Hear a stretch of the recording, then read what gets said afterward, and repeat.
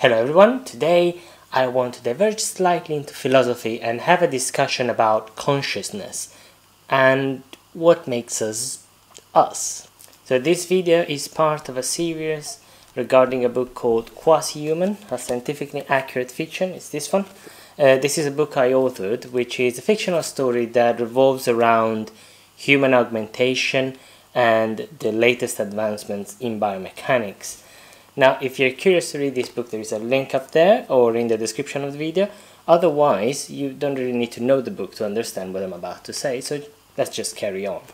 So, have you ever commented over something that you have done that might be particularly odd, with something along the lines of, oh, but that wasn't me? Well, normally, we would identify ourselves as one person with one mind, one consciousness, and one personality. However, when we look at the science, we realize that there are many different entities that contribute to that persona. So the concept that I would like to challenge today is that there is a one single you in the first place.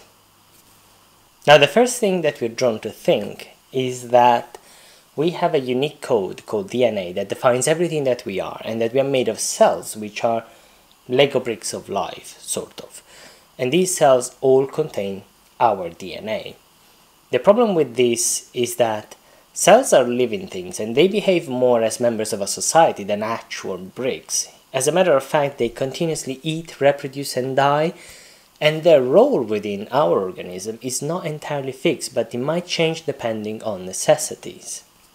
Now, what I mean by that is that if you are a unicellular creature, so formed of one cell, that cell will have to carry out every aspect of your life. But as soon as you grow bigger, pluricellular creature, the cells outside of your body start toughening up and focus on sensorial capabilities, while the cells inside of your body will soften and focus on the core management of your organism. Now, the more cells you have, the more they specialize until you have like a bazillions of cells that form dozens of organs, and they all have very specific functions. Now, if you think about it, this parallelism with society is not just symbolic. That's exactly how our society works as well. If you live alone in the middle of nowhere, you will have to provide yourself with everything that you need for living. But if you live with a family, for example, the members of this family will start narrowing down their roles based on their expertise. Let's say cleaning, cooking, maintenance, and gathering food. On the other hand, assume that you live in a huge metropolis instead. Not only your role will be very narrow, let's say a hairdresser, but to succeed in this society you will probably have to find yourself a niche audience and specialize even further. Let's say a hairdresser of women that belongs to a particular age band. So at this point somebody might argue that the society of cells is essentially a society of clones because they all share the same DNA. However, that is generally correct, but not exact. The cell's DNA might mutate during replication, so pretty much randomly, or it might mutate by external factors, which means by radiation, smoking, viruses, plenty of others.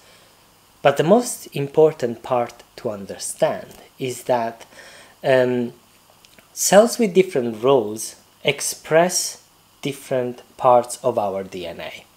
In other words, if the DNA was a script, a music script, for example, for an orchestra, or a script of a movie or a theater play, different cells with different roles would read different parts of that script.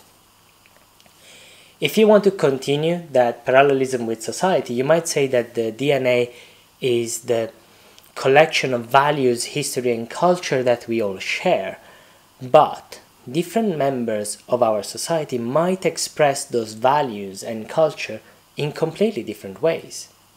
Now, fine, we are a society of cells, great discovery, yabba yabba yabba, but we still have a common consciousness, a government, right?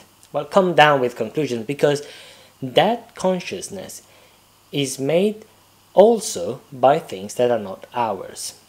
And I'm talking about bacteria. Now, bacteria are basically the immigrants of our society. They are all over our body, and they're not natives, and they carry out the most ungrateful jobs. You get the point, right? Well, the fact is that we have recently discovered that bacteria play a massive role on our mental well-being. They determine our mood, our state of mind, and they also contribute to things like depression or anxiety. Now, if you have ever experienced living in a mood, or worse, with depression, then you understand why their role is so important, and the fact that they are essentially part of our consciousness. So fine, a lot of things contribute to our state of mind, but we still have one single brain and that is it, right? Well, again, not exactly, not precisely. Our brain is formed by two hemispheres, left and right, and in the middle there is this sort of, let's say, connective tissue that is responsible of communication between the two sides of the brain. In some people though, and this is very interesting, this connective tissue is broken, which means the left and right side of the brain do not communicate well, or do not communicate at all. Now, what does that mean for these people? Well, nothing. They still have their own consciousness, they still interact with the world exactly like every other person does, but sometimes they might experience their body moves involuntarily. They do things that make perfect sense, but not because they have chosen to. It's like there is another person in the background that sometimes takes over and does things without telling them. Now let's make a practical experiment. Let's sit ourselves on a table with two buttons, one left and one right, and we put a barrier in front of our head that prevents our right eye to see what's on the left and our left eye to see what's on the right. Now somebody's gonna come into our room and put an object on the table, or put nothing, okay? If we see an object on the table, we say, oh yeah, there's an object, it's there. Press the button on the side of the table where the object is. If we don't see it, we don't do anything. Now, if we are healthy people, obviously this is trivial. We always going to say that we see an object and press the button or not. But if you have this condition, well, things are different. If you put the object on one side of the table, this person is going to say, oh yeah, I see the object, press the button. If you put it on the other side of the table, the person is like, I don't see anything, but still grabs their hand and reaches for the button. It's basically, this means that our sense of self lies on one side of the brain, and that side of the brain does not see the object because it's only access to one of the two eyes.